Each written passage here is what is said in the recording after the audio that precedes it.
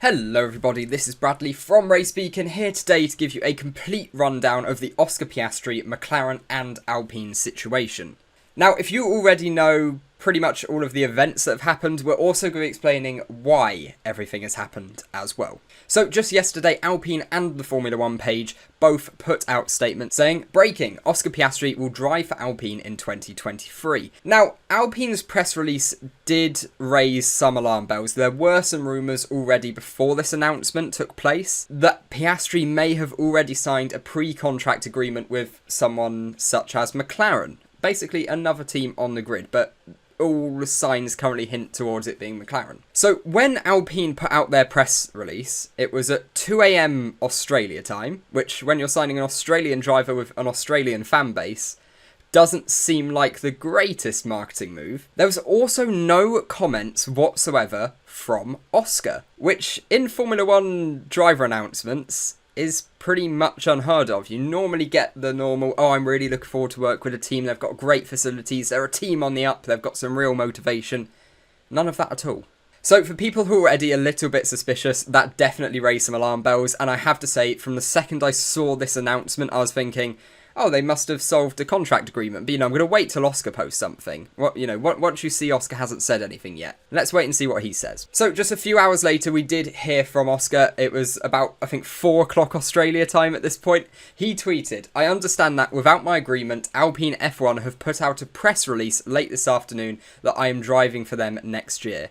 This is wrong, and I have not signed a contract with Alpine for 2023. I will not...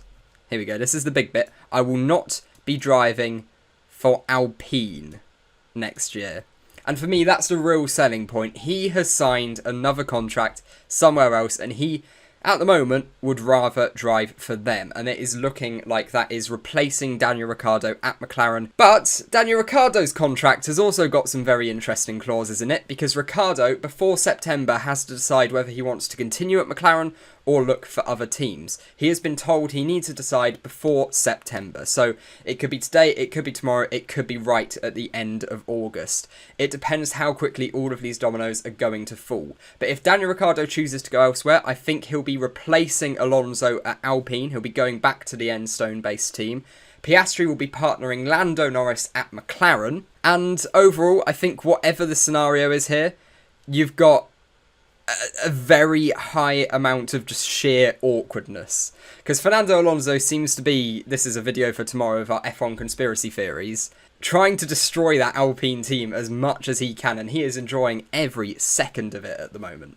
So I think no matter what happens here, it's going to be incredibly awkward. There's going to be a big legal battle, as we see. So why would Oscar Piastri, I can hear people saying, why would Oscar Piastri sign for another team if Alonso's going to move? Well, Alpine didn't even know that Alonso was going to move on Sunday at Hungary. So Oscar Piastri, he's been working all year under the impression that Alonso will be staying. This is a tweet from just mid-June from Formula Races. It was just one of the first tweets I found showing it. Saying Fernando Alonso's signing extension with Alpine for 2023 seems a formality. And yeah, it did seem to be that way. Everyone assumed that Alonso would be sticking around at Alpine. Even Otmar Safnauer on Sunday asked Fernando Alonso, will you be staying? He said, yes, I haven't signed a contract anywhere else. The next day, it is announced that Aston Martin has signed Fernando Alonso.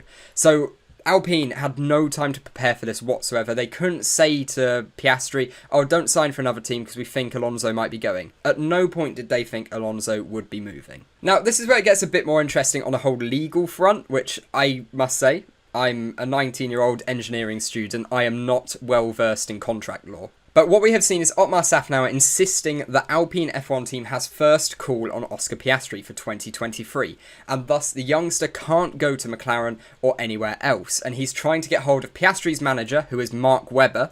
If any of you know that Twitter handle, that's Mark Webber, in order to clarify matters. And this is where it gets interesting. According to Seichu, Formula 1 journalist, saying Mark Webber is not in Australia. He was last seen in London speaking to Zak Brown at the London E-Prix. Now, that's pretty telling if the rumours are true, and again, I think a lot of this is now going to come down to Alpine's lawyers, McLaren's lawyers, and Daniel Ricciardo's decision on what to do next year. I assume Alpine and Ricciardo are probably already in talks, as this by Otmar Safnauer sort of confirms. He hasn't ruled out Daniel Ricciardo returning to Enstone team if it doesn't keep hold of Oscar Piastri.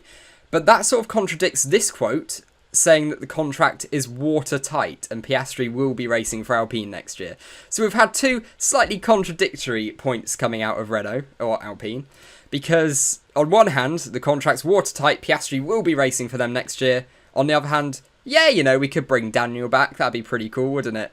So, guys, let me know what you think. Let me know who you think's in the right here. But very quickly as well, we're going to be back live in about 2 hours' time because Williams are making an announcement at 3 o'clock UK time. The stream is already scheduled. You can see it on our main page. If you click the little channel icon, after pressing subscribe, of course, then you can see that we have a scheduled stream. We'll be going live about 20 minutes or so beforehand to bring this announcement live from Williams at 3 o'clock today. Now, for those of you watching this video after 3 o'clock today, brilliant.